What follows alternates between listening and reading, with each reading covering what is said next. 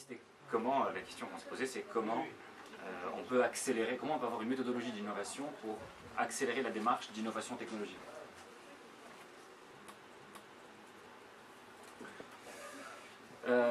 Donc avant tout, définir rapidement ce que c'est, pour définir le contexte où s'applique cette méthodologie, on définit la technologie de rupture.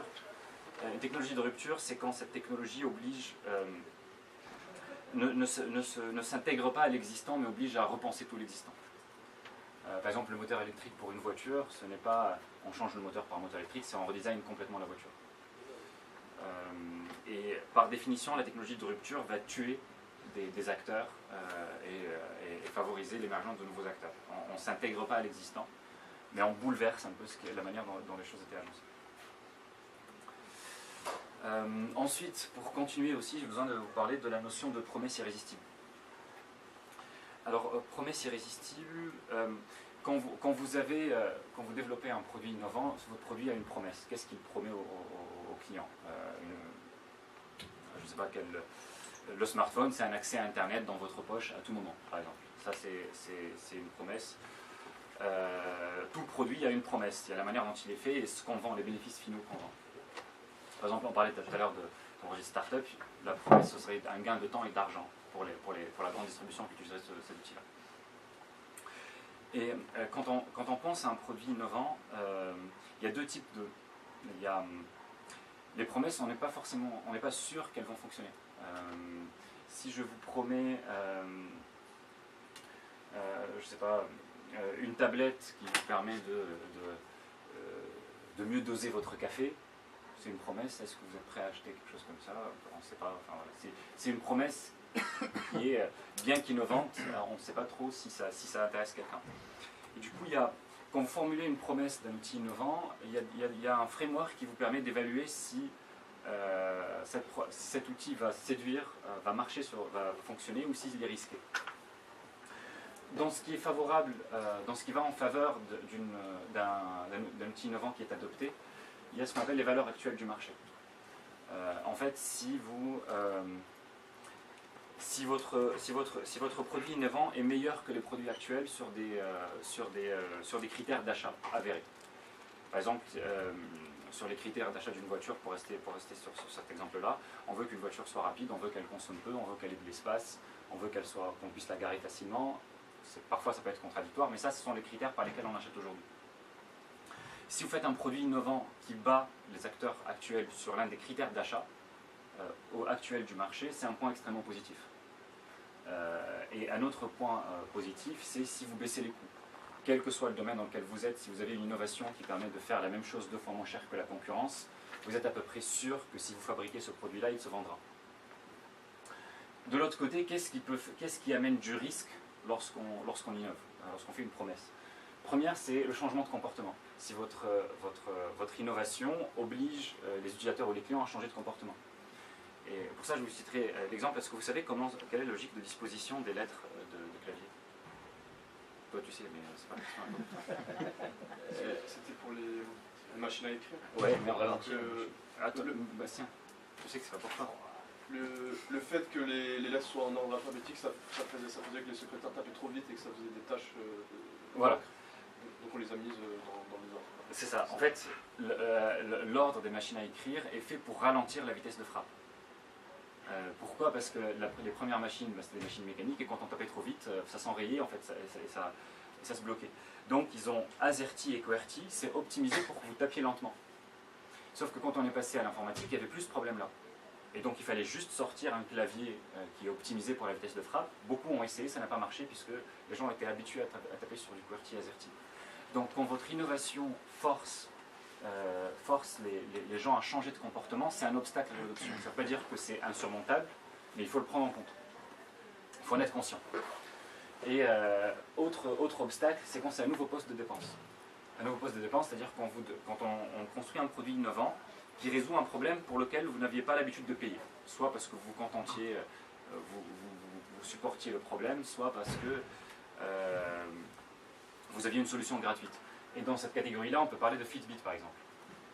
Fitbit, c'est quelqu'un qui mesure, c'est un outil qui mesure vos performances sportives quand vous faites du sport. c'est un nouveau poste de dépense. Ça ne remplace pas. C'est pas une nouvelle basket qui est meilleure que la précédente. Vous aviez déjà l'habitude d'acheter des baskets, mais c'est juste un truc que vous achetez en plus, alors qui résout peut-être un problème. Mais le fait que ce soit un nouveau poste de dépense ajoute un niveau de risque. Et comme je rappelle que c'est juste des niveaux de risque supplémentaires. Ça ne veut absolument pas dire que le produit ne peut pas marcher. Mais c'est bien d'analyser la proposition de valeur de cette manière-là avant de se lancer. Ensuite, un ROI complexe. ROI complexe, c'est beaucoup pour le B2B. Si vous me vendez une solution et le ROI, je dois calculer. La formule pour voir comment moi je gagne de l'argent ou du temps avec cet outil-là est très complexe. Ce n'est pas quelque chose d'évident. C'est pas je l'installe au bout d'un mois, je gagne de l'argent voilà. Et souvent vous avez des outils qui disent ouais mais c'est un peu pour le RH, un peu pour le recrutement, un peu pour le bonheur au travail. Enfin, c'est une espèce d'outil qui fait beaucoup de choses et on ne sait pas vraiment comment calculer le ROI à la fin. Et quand vous avez proposé un outil innovant qui a un ROI très complexe et pas très lisible, ça ne joue pas en votre faveur. Et enfin, il y a l'effet de réseau important. Alors l'effet de réseau, c'est sur certains produits, plus il y a de gens qui l'utilisent, plus ça a de la valeur. Et quand personne ne l'utilise, ça n'a aucune valeur. Par exemple, Messenger. Si vous faites aujourd'hui une application innovante qui est 10 fois mieux que Messenger, vous pouvez bloquer juste à cause de l'effet de réseau. Parce que moi, je ne peux utiliser votre application que si mes amis l'utilisent. Et pour que mes amis l'utilisent, il faut qu'il y ait d'autres gens qui l'utilisent. Et du coup, il y a cette difficulté d'adoption qui font que si vous innovez avec une application de messagerie qui est bien plus performante que Messenger, eh bien, la mécanique d'effet de réseau peut freiner l'adoption de votre innovation et finalement tuer votre produit.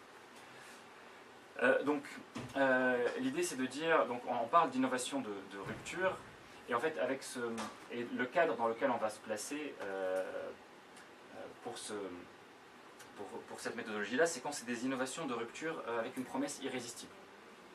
Promesse irrésistible, c'est-à-dire qu'on est sur aucun de ces éléments-là.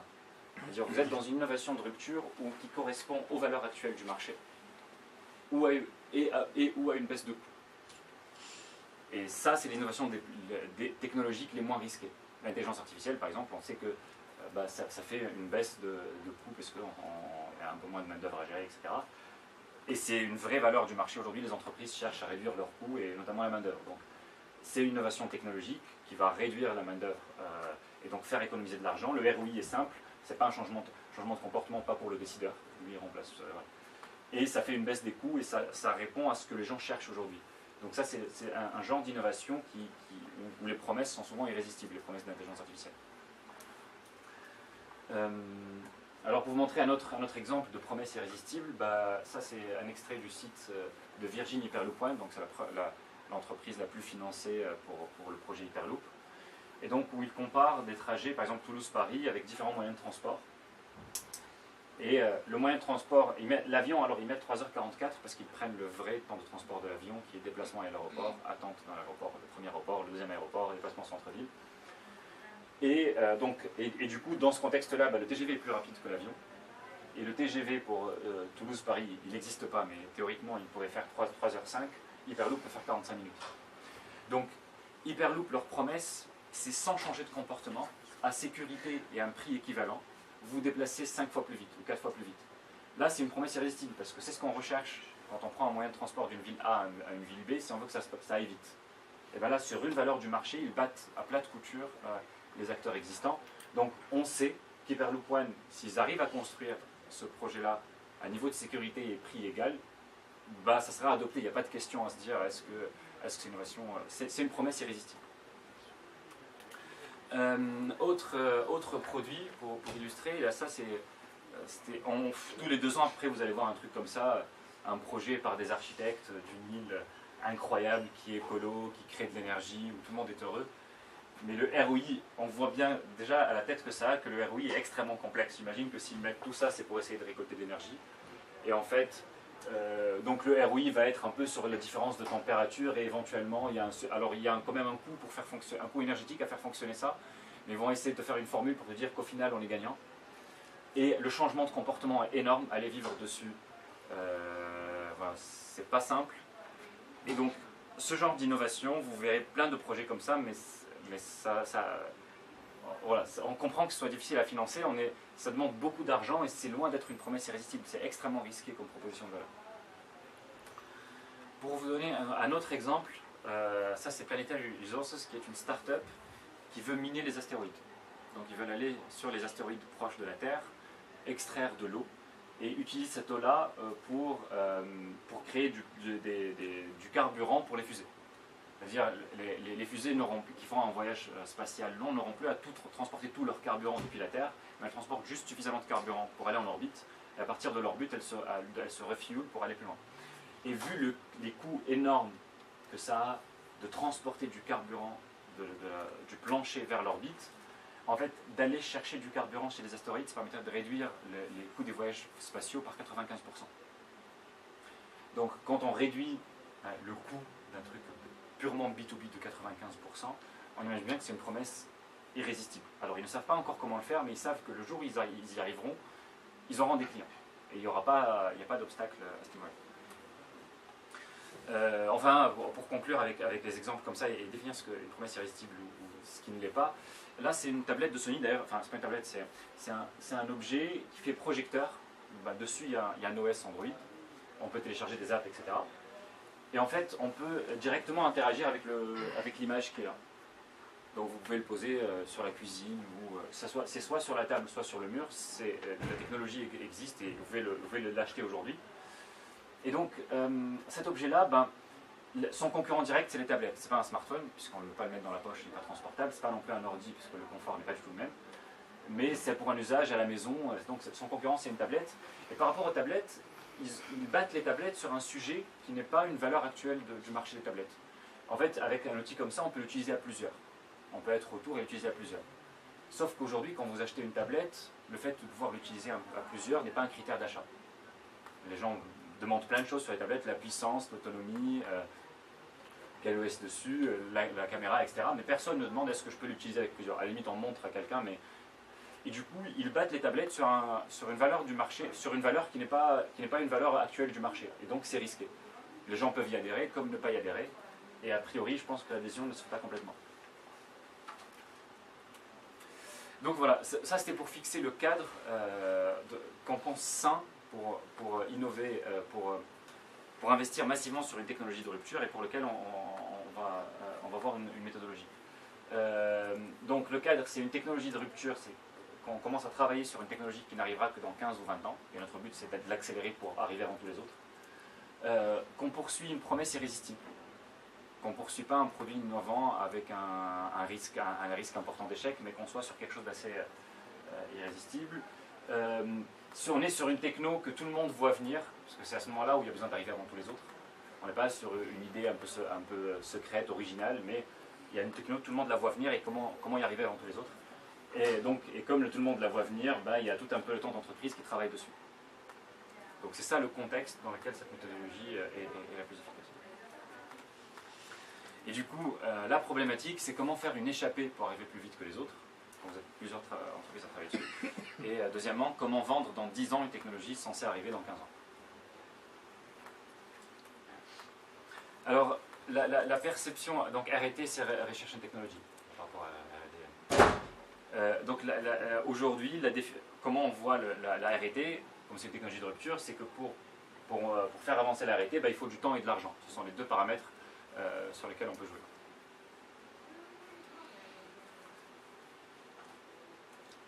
Et en fait, c'est un peu triste comme situation, puisque soit on met plus d'argent, soit on attend en fait. Et ce qui serait bien, c'est de pouvoir aller, comment on accélère ça sans injecter plus d'argent. Qu'est-ce qu'il y a comme autre possibilité? Alors, et du coup, je vais vous parler d'une start-up qui s'appelle Agricool. Je ne sais pas s'il y en a qui la connaissent ici. Donc, Agricool, ils font un container dans lequel ils cultivent des fraises bio sans pesticides et qu'ils veulent être très bonnes. Voilà. C'est ce qu'ils font aujourd'hui. En fait, au-delà de ce qu'ils font aujourd'hui, Agricool, ils ont une promesse. Ils ont une vision. Et donc, on va voir à gauche leur vision. C'est que pour eux, le seul moyen de bien manger est de cultiver localement là où on vit. Et ils veulent du coup inventer un système permettant de rendre accessible à tous les fruits et légumes excellents et sans pesticides. Donc ça, c'est la promesse à laquelle ils veulent arriver. Accessible à tous veut dire en termes de prix, et vu que c'est cultivé dans les villes, il n'y a pas de transport, Et c'est ça la promesse qu'ils veulent réaliser, c'est ça leur promesse irrésistible. C'est irrésistible parce qu'à partir du moment où ils arrivent à cultiver en ville sans pesticides, des choses qui sont pas chères et bonnes, légumes excellents, ben, ils vendent. Ça, c'est pas un doute. S'ils arrivent à le faire, c'est pas un doute. Alors, on peut le traduire techniquement. Traduction technique. Est-ce que traduction technique, donc c'est une agriculture urbaine, qualitative et éco-friendly, avec zéro transport, zéro pesticides et qualité excellente.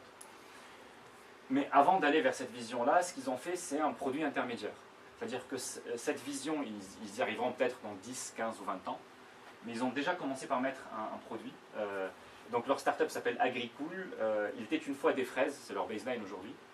Et ce qu'ils font, c'est que ils font des fraises comme on les aime. Nous avons construit l'environnement idéal pour les fraises, meilleure humidité, etc. Pour des fraises excellentes, sans pesticides, qui n'attendent plus que vous. Alors pourquoi j'explique ça? En fait, Agricool, leur stratégie pour arriver à cette promesse qui est irrésistible, ils ont compris en fait où est l'enjeu. Parce qu'ils disent, ça c'est extrait de leur site, notre mission est ambitieuse, nous voulons rendre accessible à tous les fruits et légumes excellents et sans pesticides, ça on l'a bien compris. Pour y arriver, il faut attirer les meilleurs, ceux capables de challenger le statu quo, de réinventer le système alimentaire de demain. Donc ils savent que c'est là, il y a l'argent et le temps, mais il n'y a pas que ça, il y a la capacité à attirer les meilleurs. Et ça, ils ont bien compris que ça va être sur ça qu'ils peuvent jouer pour battre des grandes industries agroalimentaires. Et du coup, qu'est-ce qui est arrivé? Agricool, ils se sont lancés en 2015. En novembre 2016, ils ont levé 4 millions d'euros. Ils se sont passés de 2 à 30 personnes en un an. Et lorsqu'ils ont levé des fonds et qu'ils ont fait un appel à candidature, ils ont eu 700 candidatures entrantes. Je ne sais pas qui travaille dans une grande entreprise ici, de ce côté-là. Je ne sais pas si vous pouvez un poste si vous avez 700. Oui. Pour l'anecdote, les entreprises d'agroalimentaire, elles peinent un peu à recruter. Il y a une anecdote marrante aussi chez Danone. Ils n'ont que des postulants féminins, que des femmes qui postulent. Je ne sais pas pourquoi. Mais en tout cas, les grandes. Mais du coup, ils ont le problème inverse des autres entreprises. Mais en tout cas, c'est un problème, nous, parce qu'on parle avec beaucoup d'entreprises dans le secteur innovant. Aujourd'hui, ce qui fait rêver les jeunes ingénieurs ou qui sortent d'école de commerce, c'est plus des startups, etc., que d'aller travailler dans une grande entreprise. Et dans ce contexte-là, on imagine bien que quand on cherche les meilleurs, avoir 700 candidatures à un poste, ça facilite beaucoup les choses. Et résultat de ça, c'est que 2 ans après, ils avaient produit des fraises avec 90% de nutriments, d'eau et de nutriments en moins, sans pesticides, et ils étaient 100 fois plus productifs que des fraises publiées dans un champ, j'imagine qu'ils ont rapporté ça à la surface. Et donc, ce qui est intéressant, c'est que la vision d'Agricool, produire localement en utilisant avoir moins de coûts liés aux pesticides, etc., moins de transport, c'est pas nouveau, cette ambition-là de se dire l'agriculture, ce serait mieux comme ça. D'autres s'intéressent à ce sujet, évidemment, c'est un gros sujet, l'agroalimentaire. Pourtant, en 2 ans, Agricool a réussi une échappée. Ils ont réalisé, aujourd'hui, ils sont à la pointe de ces méthodologies-là, alors qu'en seulement 2 ans, et ce qui est intéressant, c'est que la première personne qu'ils ont recrutée, c'était un ingénieur agronome, parce qu'ils n'avaient pas d'ingénieur agronome dans le job de base. Donc, c'est assez intéressant comme situation. Et alors, quel est le secret d'Agricool dans leur manière de voir leur business? C'est que d'abord, ils avaient une vision qui était de changer le monde. Ils commencent par poser une promesse irrésistible. Derrière, ils mettent sur le marché très rapidement un produit sexy et déjà dispo. Donc ils sont allés faire des fraises, pas des courgettes. Et pour de la com, c'est quand même beaucoup mieux. Et dans toute leur... alors que c'est un produit, alors que l'enjeu est extrêmement technique et technologique, ce qu'ils mettent en avant sur leur site, c'est pas nos techniques, etc. Il était une fois des fraises. C'est du storytelling. C'est des fraises comme on les aime, ils jouent sur les bons termes, c'est fait à côté de chez vous, sans pesticides, excellentes, qui n'attendent que vous, même il y a tout un ton. Alors même que le projet en réalité il est extrêmement sérieux et techniquement très avancé, et qu'ils ont une vision de changer le monde. Et donc modalité technique, finalement on s'en fout, c'est presque ce qu'il y a de moins intéressant sur ce slide. Et c'est parce que c'est ce qu'il y a de moins intéressant sur le slide qu'ils ont eu 700 candidatures sur une ouverture de poste. du coup, en fait, le gros propos de cette méthode, c'est que R&D is a marketing matter. Donc dans la recherche, il y a une composante marketing qui n'est pas visible, mais les startups démontrent qu'il y a une forte composante marketing dans la recherche et technologie. C'est quelque chose qui pourrait être implémenté dans le projet. Alors classiquement, on a un financeur. Donc, quand on fait de la R&D, soit c'est un fonds d'investissement, soit c'est le financeur dans une entreprise qui va financer donc une démarche de R&D qui va d'un côté payer les humains, payer les ingénieurs, donc qui sont humains, vous voyez pourquoi après je précise qu'ils sont humains, et de l'autre côté, éventuellement, le public va l'entendre parler, mais c'est pas vraiment exploité. Et en fait, ce que fait Agricool, c'est qu'ils ont rajouté un étage vision. On n'est pas juste pour faire de la technique, on a une vision qu'on veut réaliser. Et la vision, ce qui est bien, c'est qu'elle va séduire les ingénieurs. On va beaucoup plus être motivé, avoir envie de bosser pour une entreprise qui a une vision long terme qui peut transformer le monde, que pour une entreprise qui me fait juste un travail. Vous êtes une mission de R&D sur 2 ans, est-ce que vous voulez venir? Enfin, le fait d'avoir une raison profonde qui va nous animer plus que la réalisation technique est quelque chose qui motive. Et de l'autre côté, quand on a une vision, on peut passionner le public, si cette vision est communiquée. Ça peut donner de la visibilité à l'entreprise. Et en fait, Agricool ne se sont pas contentés d'avoir une vision, ils ont aussi un produit intermédiaire. C'est-à-dire, parce que c'est bien beau d'avoir une vision, de dire on travaille sur un truc, dans 20 ans, on vous livrera un produit magique, mais les gens ne sont pas crédules. Les gens qui font des fausses promesses sur 10 ans, 15 ans, 20 ans, on en voit plein. Ce qu'on veut voir, c'est que vous êtes capable de délivrer. Et du coup, ils avaient une vision déjà pour dire voilà où on va, et ça sert de motiver. Ensuite, ils ont dit on n'a pas qu'une vision pour des rats de laboratoire, on va même livrer quelque chose que vous pourrez manger, c'est des fraises. Et du coup, le produit intermédiaire va mobiliser les ingénieurs, parce que quand vous travaillez sur un projet qui aboutira dans 15 ans, c'est pas pareil quand vous travaillez sur un projet qui est censé aboutir dans 2 ans, où vous pourrez montrer à votre famille, à vos collègues, à vos amis, voilà ce sur quoi je travaille, voilà ce que je fabrique. Et c'est un produit qui engage le public, parce que le produit, quand je dis produit, c'est il est mis sur le marché. Et donc la relation avec le public, là elle était quasiment inexistante. Là on leur raconte une belle histoire, là on leur raconte une belle histoire et on leur donne des choses à acheter pour contribuer à cette histoire. On leur donne un moyen de contribuer à cette histoire-là. Et du coup, ça c'est un effet extrêmement bénéfique, puisque l'engagement du public à acheter un produit intermédiaire va rassurer les financeurs. Il va leur dire, déjà va ramener de l'argent si on vend un produit. Et en plus, il va rassurer le financeur, il va se dire, vous avez délivré un truc, apparemment le public vous suit, moi je réinjecte pour que vous accélériez la recherche. Et de l'autre côté, le public va glorifier les ingénieurs, qui sont humains. Donc ils ont besoin d'être séduits, mobilisés et glorifiés. C'est pour ça que quelqu'un serait beaucoup plus fier, un ingénieur agronome, de dire que je travaille pour Agricool, que de dire que je travaille pour Danone ou Bayer. Vous imaginez bien que ça n'a rien à voir. Même s'il est 3 fois plus payé chez Danone, il n'y a pas que l'argent dans la vie. Et pour motiver les meilleurs, et souvent les meilleurs, l'argent c'est pas un problème, il y a plein de gens qui sont prêts à bien les payer, ce qu'ils veulent c'est chercher du sens. Et pour attirer les meilleurs, il n'y a rien de mieux qu'à d'avoir du sens. Il faut quand même un salaire, mais que ça ait du sens, c'est positif. Et voilà, donc ce système-là va attirer les meilleurs. Donc on voit bien qu'en rajoutant ces 2 étages-là, on attire de meilleurs ingénieurs, on a de meilleurs fonds, et on a une visibilité du public. Et c'est cette logique-là qui a fait que Agricool a fait une échappée par rapport à d'autres grandes entreprises qui travaillent sur le même sujet très rapidement, parce qu'ils avaient ces éléments-là qui accélèrent la R&D. Donc ça c'est juste pour montrer vraiment quel est leur landing page, c'est ça, Agricool était une fois des fraises. Pourtant c'est extrêmement technologique et ils ont une vision très ambitieuse. Mais ils ont pensé produit intermédiaire, d'abord, quelque chose de sexy qui donne envie. Rejoignez la communauté. Donc voilà, ça c'est ce que fait Agricool, et j'ai imaginé un concurrent qui communiquerait de manière plus classique, qui travaillerait sur le même sujet. Et sur l'allemand, ce serait nous travaillons à optimiser les conditions de culture en milieu fermé et sans pesticides pour produire des courgettes avec une meilleure qualité gustative. S'il y a une entreprise très sérieuse avec des gens très doués en recherche qui lancent ça, ils se font battre à plat culture par Agricool. Je l'appelle Optimagri, voilà, parce qu'ils optimisent l'agriculture. Un bon projet pensé par des chercheurs.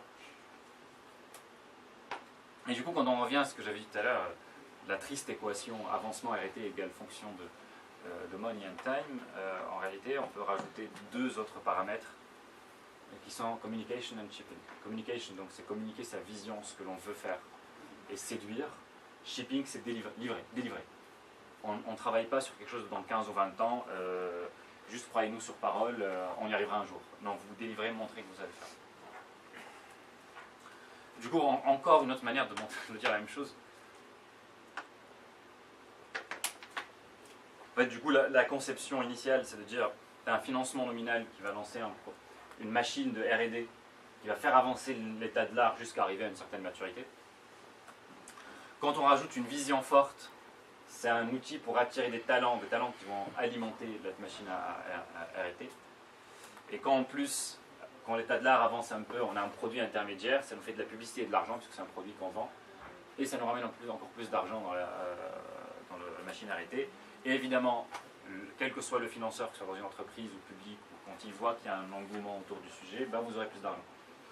Et donc il y a ce mécanisme-là qui permet finalement d'avoir plus de cerveaux, de meilleurs cerveaux et plus d'argent.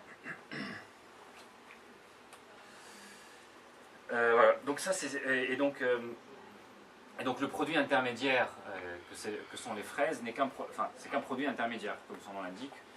C'est qu'un marchepied. Son but n'est pas forcément d'être rentable. Alors, s'il est rentable, c'est tant mieux. Mais il peut avoir un autre but qui est de faire avancer la technologie, de se faire connaître auprès du public. Tous les objectifs qu'on a montrés là. Il doit aller sur le marché. Ça, c'est nécessaire parce que si c'est juste une expérience dans un laboratoire, bon, on n'a pas le livret. Mais qui ne soit pas complètement, qui ait une rentabilité limite ou pas de rentabilité ou qu'on n'atteint pas parce qu'on n'a pas vendu suffisamment de volume, finalement n'est pas l'essentiel, puisque l'essentiel c'est de marquer sa présence, de dire on travaille sur ce sujet-là, on délivre rapidement, et de créer cet engagement et engagement du public et cette glorification du... et donc voilà, l'objectif, ce que va permettre de faire le produit intermédiaire, c'est exister, ne plus être que dans un labo. Mobiliser ses équipes, on ne travaille pas sur un projet de 10 à 15 ans, mais on va livrer un truc dans 2 ans et on va pouvoir le montrer aux gens. Et préparer et sonder le marché. C'est pour ça qu'il est extrêmement intéressant d'aller jusqu'au bout.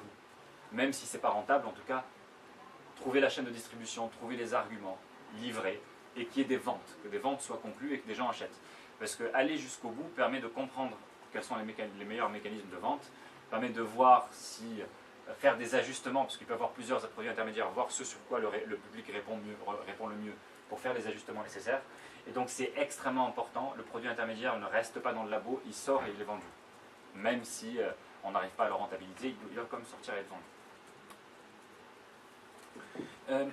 Du coup, si on met sur un graphe la situation, c'est-à-dire qu'on est à l'instant T0, on veut arriver à une promesse irrésistible.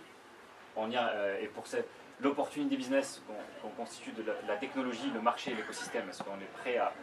C'est-à-dire là, c'est est-ce qu'on est prêt technologiquement et est-ce que le marché est prêt à acheter, est-ce que la technologie est prête, est-ce qu'il y a tout l'écosystème pour que le produit puisse prendre sa valeur. Ça augmente avec le temps. En tout cas, vous pouvez dans un premier temps juste considérer la technologie, on verra les autres points après. Donc la technologie va progresser dans le temps selon cet axe-là et au bout d'un moment, on va arriver à la promesse irrésistible. Ça, c'est la situation de base. Et en fait, l'idée, c'est d'avoir un premier produit intermédiaire qui va permettre de déjà créer un écart avec cet avancement technologique tel qu'il était prévu. C'est-à-dire que déjà, avec le produit des fraises, ils ont déjà créé un petit savoir technologique, ils ont pris une petite avance. Ils ont une petite avance, et cette avance-là, les a déjà positionnés sur une progression qui peut-être fera qu'ils arriveraient plus tôt à amener à réaliser leur vision finale. Puis ensuite, l'idée c'est d'aller vers un second produit intermédiaire. C'est de continuer à avancer de cette manière-là. Puis vu qu'ils sont une première avance, ils vont dire on va grignoter une deuxième avance avec un produit, avec un livrable qui va mobiliser les gens. C'est toujours plus facile de mobiliser des équipes de chercheurs sur un livrable à court terme pour qu'ils fassent preuve d'ingéniosité, pour qu'ils travaillent, pour qu'ils donnent tout ce qu'ils ont, ou bien même pour attirer les meilleurs, que de leur dire viens sur un travail de recherche qui va aboutir dans 10 ans. Donc l'idée c'est de toujours avoir un délai proche pour que les ingénieurs se crèvent pour y arriver et qu'il y ait cette mobilisation. Il faut garder cette tension en permanence. Et donc ça les met encore sur un chemin qui leur donne une avance, et évidemment, jusqu'au moment où ils arrivent au produit d'aboutissement Et là, grâce à cette méthodologie-là, s'ils avaient tout simplement attendu que toutes les technologies soient disponibles pour que ça puisse être fait, c'était censé arriver à ce moment-là, ben parce qu'ils ont été pushy avec les produits intermédiaires et qu'ils se sont alimentés d'une communication qui attire les meilleurs, ben ils sont arrivés à un produit d'aboutissement beaucoup plus tôt. Alors, du coup, ce qui nous donne ça comme avance sur la concurrence, mais en réalité, ben, ça ne se passe pas réellement comme ça, parce que les concurrents, quand ils vont voir qu'il se passe des trucs là, ils vont réagir, évidemment. Donc en réalité, voilà, la concurrence va ajuster en cours de route quand elle verra qu'il y a une entreprise qui est en train de prendre une sérieuse avance. La concurrence va investir un peu plus massivement, mais l'entreprise gardera son avance, parce que c'est comme ça que ça marche. Alors, du coup, comment on mesure que comment on est sûr qu'à chaque nouveau produit, on se rapproche des conditions du produit final? Ben, c'est ce qu'on appelle, nous, les bet metrics. Alors, bet metrics pour Brand, Ecosystem, Technology and Team. C'est-à-dire que chaque produit intermédiaire va faire avancer sur un ou plusieurs de ces éléments-là. C'est-à-dire qu'il va contribuer à créer une marque qui peut générer ensuite de la demande et permettre de baisser les prix, etc. Qui va commencer à créer un écosystème. Je vous donnerai un exemple après. Chaque produit va être l'opportunité de mobiliser sur un pas technologique et de recruter la bonne team. En fait, chaque produit va nous, au vu de ces 4 obstacles-là, quand on pense à notre vision finale, on peut avoir plein d'obstacles qui peuvent être de ces 4 types. Eh bien, à chaque produit, on va faire avancer les curseurs jusqu'au moment où on atteint le niveau suffisant pour réaliser notre vision finale. Et je vais vous illustrer ça avec un exemple précis. Oui, voilà. Pour créer la marque et l'écosystème, c'est pour ça qu'il ne faut pas rester dans le labo. Pour créer la marque Agricool, les fraises, ils les ont vendues, on peut les acheter à Monoprix après. Donc il faut livrer, aller au bout de la commercialisation et du coup pour avoir un deal avec Monoprix, etc. Donc ils commencent vraiment à créer la marque et l'écosystème de distribution derrière. Et aussi leur but c'est de vendre en ville. S'ils avaient installé leurs conteneurs en campagne, ils ne se poseraient pas les bonnes questions sur comment dans l'avenir ils mettront leurs conteneurs en ville. Donc commencer déjà à les mettre en ville permet de se poser les bonnes questions, de savoir dans quelle zone on peut les mettre, quelles sont les contraintes légales. Voilà, ça permet déjà d'aborder tous les problèmes en fait. Le fait d'aller jusqu'au bout et de ne pas se contenter de faire un produit dans la labo. Alors du coup, est-ce que je peux, hop. Bon, je reviens pour vous donner un... Est-ce que ça vous rappelle rien, ça? 3 produits intermédiaires pour arriver à une promesse irrésistible qui fait réagir tous les acteurs d'un segment. Tesla. Exactement. C'est Tesla, en fait, ce que je présente là, c'est l'analyse de la stratégie de Tesla. Mais il n'y a pas que Tesla qui l'utilise. Tesla, ils ont fait ça. Leur promesse irrésistible, c'était une voiture qui est plus sécure, qui est plus rapide, qui est plus silencieuse, plus confortable et moins chère à la consommation. En fait, ils battent la plupart des autres modèles sur tous les critères du marché. Seulement, évidemment, quand tu as une promesse irrésistible comme ça, lorsque Tesla a été créé en 2003, ils étaient absolument dans l'incapacité de créer la Model 3. Alors, on parle ici indépendamment des difficultés d'industrialisation qu'ils ont eues après, parce qu'il a été trop ambitieux sur certaines choses. La stratégie était brillante. Et donc, ce qu'il a fait, c'est que le premier produit qu'il a fait pour essayer de se créer une marque et commencer à développer une technologie, c'était la Tesla Roadster. Et la Roadster, c'est une voiture de sport. Alors, la voiture de sport, comme il n'y avait que 2 places, elle est plus petite, plus légère, donc c'est plus facile d'avoir une autonomie correcte. Donc, c'était très malin, en fait, le choix de la Roadster. Et en plus, ça a envoyé un signal au marché fort pour dire on est capable de faire des voitures électriques. On peut faire des voitures électriques qui soient des voitures puissantes. Parce que jusque-là, on n'avait que des trottinettes. Et donc, la Roadster a permis de commencer à créer une marque, de faire un premier pas dans la technologie. La Model S, elle a achevé la création de la marque et de la technologie. Donc là, c'était de l'excellence. Et la Model S, c'était tellement de l'excellence que ça a créé un statut de culte à Tesla. Et avec la Model S, ils ont déployé son réseau de superchargeurs, qui était l'écosystème dont il avait, le superchargeur et les points de vente Tesla, qui était l'écosystème dont il avait besoin pour la Model 3 qu'il voulait fabriquer à beaucoup plus grande échelle. Parce que sans les superchargeurs, pour aller d'un état à un autre aux États-Unis, vous devez faire une pause de 24 heures, enfin, c'est pas pratique. Et donc, à chaque produit, il avançait sur ces différents sur ces différents éléments-là, jusqu'à un moment arriver avec une marque extrêmement forte, un écosystème qui n'attend plus que lui, une technologie qui a fait ses preuves, et une équipe des meilleurs qui travaillent avec lui. Et là, il a été capable de fabriquer la Model 3. Donc voilà, quelle est la recette d'un produit intermédiaire? Quand on a une vision d'une promesse irrésistible, comment on construit un produit intermédiaire? Alors il y a quelques principes. Réduire le périmètre technique. Comme je l'ai expliqué avec la Roadster, il a réduit la taille de la voiture, ce qui simplifie. Agricool, ils ne font que des fraises. Ils ne doivent pas gérer les cycles, approfondir leurs connaissances sur tous les fruits et légumes, mais ils se sont dit, on va se concentrer sur celui-là. Viser une niche. La Roadster, vous imaginez bien que ce n'est pas pour tout le monde. Et l'idée, c'est que comme la technologie n'est pas encore prête, on n'est pas encore en capacité, et qu'elle est chère en général, comme elle n'est pas encore prête, elle est chère, on n'est pas encore en capacité à satisfaire tout le monde. Donc on va essayer de chercher la niche qui pourrait éventuellement être satisfaite par l'état de l'art actuel. Les fraises de Agricool, j'imagine qu'elles sont très chères. Puisqu'ils sont 30 personnes et qu'ils ont un container. Et donc c'est pas de la fraise pour de la grande distribution, mais ça va être plus un truc de bobo. Pensée sexy, roadster, fraise. Quand on veut gagner de la... c'est pas courgette ou... Non, en plus c'est beaucoup les courgettes. J'aurais dû prendre, je sais pas, le truc rouge là. Betterave. La betterave. Ouais, peut-être betterave. Bon, et monter en gamme. Alors ça marche très souvent, monter en gamme. Quand vous allez financer beaucoup de R&D sur une série faible, monter en gamme. Pour financer la technologie. Mais en fait ça ne suffit pas, en fait il faut être malin. Il faut bien connaître votre marché, analyser, trouver la bonne entrée vers le marché qui va vous permettre de livrer très rapidement quelque chose et qui soit vendable en faisant énormément de compromis sur la vision que vous avez au début. Donc pour vous donner quelques exemples de vision et de produits intermédiaires. Donc là on reste sur Agricool, chaîne de production et distribution de fruits et légumes pour la consommation de masse.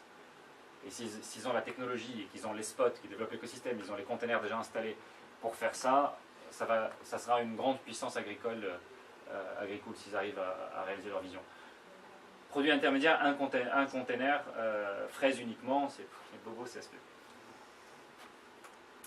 Tesla, donc la Roadster, en fait, la Model 3, elle est 1,5 fois plus lourde et elle a 1,5 fois plus d'autonomie, pour dire à quel point la technologie a fait un progrès entre les deux.